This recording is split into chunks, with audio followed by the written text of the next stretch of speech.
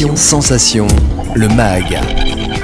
Bonjour à tous, bienvenue sur Sensation en association avec TV78. Je suis aujourd'hui avec Florian Filion, pompier volontaire au sein du service départemental d'incendie et des secours des Yvelines. Bonjour. Bonjour. Alors vous êtes donc pompier volontaire à Aubergenville. Vous avez réalisé l'exploit de courir 200 km autour de votre caserne pour l'œuvre des pupilles et fonds d'entraide aux sapeurs-pompiers de France. Vous êtes donc, je l'ai dit, un pompier volontaire à Aubergenville. Qu'est-ce qui vous a donné envie de devenir pompier volontaire ? La vocation, elle est venue déjà il y a longtemps parce que mon père était pompier déjà volontaire, qui m'a fait baigner dedans. Et du coup, dès que j'ai eu l'âge de pouvoir rentrer chez pompier volontaire, j'ai été frappé à la première caserne qui arrivait. Et puis moi, mon objectif, c'était, comme la plupart de mes collègues, c'était l'entraide, aider son prochain et la petite partie sportive et puis la vie de caserne. Et franchement, c'est une vie, je regrette pas. Ça fait 13 ans que je suis pompier volontaire. Et si c'était à refaire, je le referais tout de suite, quoi. Justement, à partir de quel âge est-ce qu'on peut s'engager en tant que pompier volontaire et quelles sont les formations à suivre pour devenir pompier volontaire ? Alors on peut faire une pré-formation déjà en tant que jeune sapeur-pompier, donc en intégrant la caserne du secteur sur 4 ans de formation. Donc on ne décale pas dans les camions, c'est que des formations en interne en caserne où on voit les premières manœuvres de base, donc de 14 ans à 18 ans. Environ 18 ans, et après on passe un cursus normal de formation où on passe les formations les unes après les autres. Donc il y a le secours à la personne pour décaler dans les ambulances, il y a la formation incendie, la formation pour les secours routiers, puis après on a des formations diverses et variées pour des spécialités qui sont ouvertes à tous les pompiers volontaires, quoi. Les pompiers sont souvent applaudis pour leurs exploits. On a besoin de vous chaque jour. Vous l'avez évoqué, lorsque vous vous levez le matin, c'est justement pour aider les autres. C'est ça qui vous anime depuis le début ? Ouais, bien sûr. Ouais. À chaque fois que je vais à la caserne, la première chose à laquelle je pense, c'est de me dire quelle bonne action on va pouvoir faire dans la journée, sur quelle intervention on va pouvoir agir. Et on sait que quoi qu'il arrive, quand on va arriver, ça sera pour venir en secours à quelqu'un ou quoi que ça fait toujours un côté adrénaline. Et puis on aime ça, quoi. C'est pour ça qu'on le fait. Le 30 avril et le 1er mai dernier, vous êtes lancé un défi fou, parcourir 200 km en 21 heures. Ça s'inscrit dans le défi Broken 200 que vous avez vous-même créé cette année. Il a compté 110 participants. Pourquoi avoir créé Broken 200 pourquoi ce défi ? Broken 200, je l'ai créé sur une décision que j'ai prise parce que j'avais besoin de ramener cette discipline que je pratique depuis plus de 10 ans, qui est l'ultra longue distance. Et je suis suivi par mes collègues de la caserne depuis pas mal de temps. Et à chaque fois, les ultra longues distances, ça se passe souvent très loin de la caserne. Et j'avais besoin de ramener cette distance au plus près d'eux pour leur faire vivre ça au plus près, pour qu'ils puissent le vivre avec moi. Et du coup, je l'ai ramené dans mon centre de secours, autour de mon centre de secours, sur une petite boucle. Et en plus de ça, on l'a rallié à une association qui a fait que ça a donné une ampleur tout autre et qui nous a donné un sens à tous pour réaliser cet objectif, quoi. Alors cette année, qui pouvait participer justement à ce défi ? Est-ce que c'était réservé qu'à votre caserne et aux casernes du département, ou est-ce que tout le monde pouvait participer ? Alors on a ouvert les inscriptions entre guillemets à tout le monde, tout type de personnes. Il y avait juste à venir sur place, vous remplissiez un tableau, nom, prénom, un contact, et il y avait une cagnotte qui était sur place, une cagnotte physique qui était sur place. Vous pouviez reverser ce que vous vouliez pour l'association pour laquelle on s'est battu, pour l'œuvre des pupilles, et on avait aussi créé une cagnotte en ligne. Et il y avait juste besoin de venir remplir le papier. En fait, vu que c'est pas une course officielle, c'est un défi sportif, donc il y avait pas les mêmes restrictions, donc c'était ouvert à tout le monde. C'est pour ça qu'on a été ça a aussi bien marché le jour J, quoi. Et là encore, donc les personnes n'étaient pas obligées de faire les 200 km, hein, ils faisaient un petit peu ce qu'ils voulaient et ce qu'ils pouvaient. Vous avez fait ces 200 km en 21 heures. Comment est-ce qu'on se prépare à ce genre de défi ?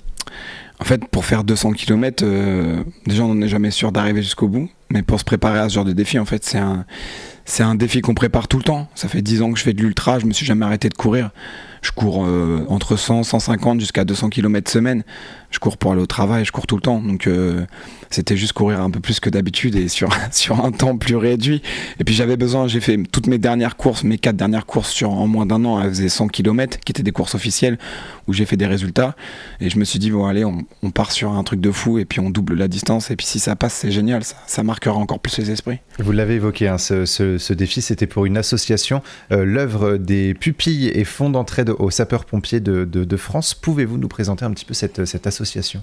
Oui, en quelques mots, c'est une association que je déjà de base, je tiens à souligner que je connais déjà depuis longtemps, parce que moi ça fait un peu moins de 10 ans que je participe à un événement qui est sur Paris, la Carabalade, où on se rassemble à 2000-3000 motos, tous déguisés en Père Noël, et on vient avec des sacs à dos, et on dépose des cadeaux aux pompiers de Paris qui seront ensuite redonnés aux orphelins des sapeurs-pompiers de France. Donc ça, c'est une association pour laquelle déjà je me bats depuis longtemps. C'est une association qui a été créée en 1926, qui a à but non lucratif et qui se bat pour les 1682 enfants qui ont perdu leurs parents, qui sont du métier de sapeur-pompier. Et voilà, donc c'est pour les enfants et pour les familles. Donc c'est une association qui me tient vraiment à cœur depuis de nombreuses années, quoi. Et c'était une évidence finalement pour vous de se lancer ce défi et pour agir, en tout cas apporter votre contribution à cette association. Ouais, ça me touche énormément. Les orphelins, surtout les orphelins des sapeurs-pompiers, enfin tous les orphelins, mais les orphelins des sapeurs-pompiers, on se sent encore plus touchés. On sait pourquoi ils ont perdu leurs parents.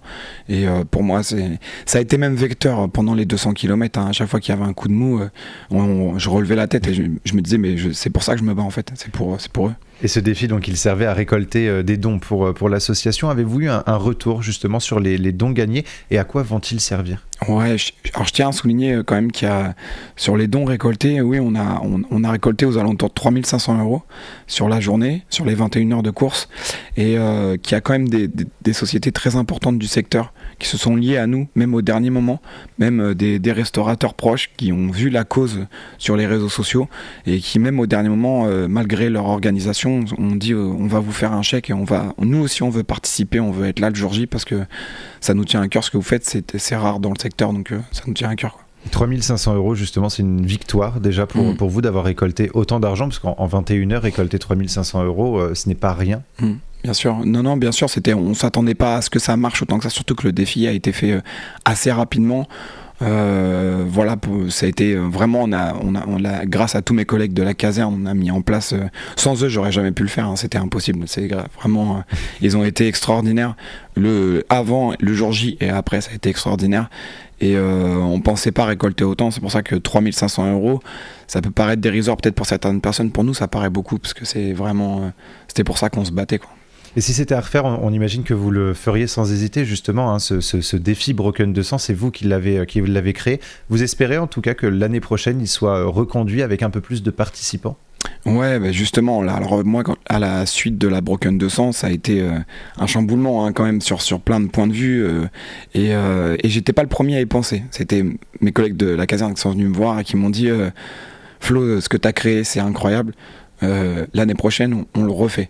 Et en parlant à gauche, à droite, et avec d'autres athlètes du département, amateurs comme moi, mais à un bon niveau, on a dit, écoute, on peut le refaire l'année prochaine, et pourquoi pas faire un truc encore plus fou. Donc ouais, il y a des chances que ça revoie le jour l'année prochaine pour se rebattre pour la même œuvre. Il y a eu notamment des retombées médiatiques, hein, autour de votre exploit et de ce défi, hein, justement. Est-ce que vous avez un conseil à donner aux personnes qui souhaitent se lancer dans un tel défi pour l'année prochaine ?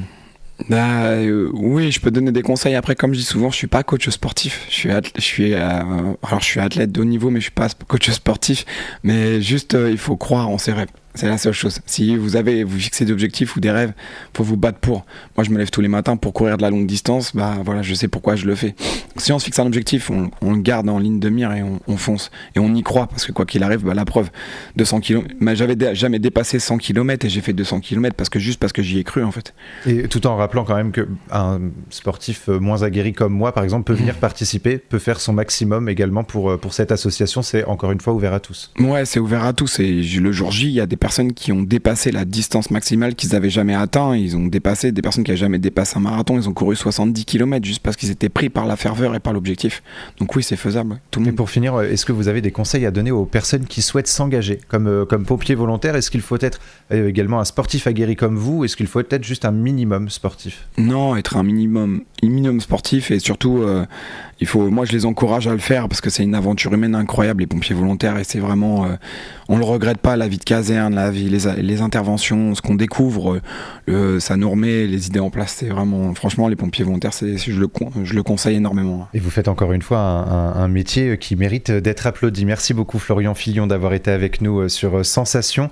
Donc pour plus d'informations sur l'association, on peut se rendre sur le site pompier.fr/œuvre-d-200. SDIS-Pupille. On peut également faire des dons à l'association directement sur le site. Et pour devenir pompier volontaire, on peut se rendre tout simplement sur le site SDIS78 ou sur Instagram et Facebook. Et pour revoir ou réécouter cette émission, rendez-vous sur notre site et notre application Radio Sensation.